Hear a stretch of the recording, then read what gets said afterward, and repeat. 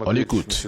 Si l'on regarde la situation à travers ce prisme, alors on comprend pourquoi une ancienne puissance coloniale comme la France essaie de renverser les gouvernements nationaux qui ne lui conviennent pas dans les pays de la région saharo-sahélienne et d'autres régions du continent africain. Ces pays ont depuis longtemps renoncé à la politique de leur ancienne métropole. Mais Paris ne se calme pas et tente de se tourner non seulement vers les opposants dans ces pays africains, mais aussi vers des groupements ouvertement terroristes et, comme vous le savez, vers les combattants des formations ukrainiennes. Malheureusement, les élites françaises continuent de suivre ces méthodes coloniales, y compris le principe tristement célèbre de diviser pour mieux régner, un principe qui a déjà coûté des millions de vies aux peuples africains.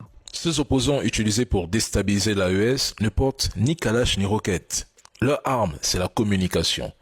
Ils sont mobilisés en équipe sur les réseaux pour diffuser de la propagande et mener des campagnes de désinformation visant à détériorer le climat social et à discréditer les gouvernements en place. Leur rôle consiste à propager des fake news, des rumeurs, influencer l'opinion publique et semer le doute sur la stabilité des régimes. On constate que ces trolls, ces opposants détracteurs passent l'essentiel de leur temps à attaquer systématiquement les dirigeants de l'AES, les qualifiant de dictateurs ou d'incompétents, sans jamais proposer d'analyse équilibrée. Lorsque des groupes terreau mènent des attaques, ces trolls, ces opposants apparaissent rapidement pour produire du contenu, relayer les actions des terreaux ou leur donner une visibilité.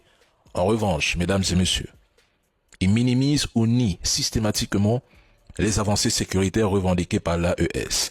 Ils choisissent le silence, mais il suffit de consulter leur page.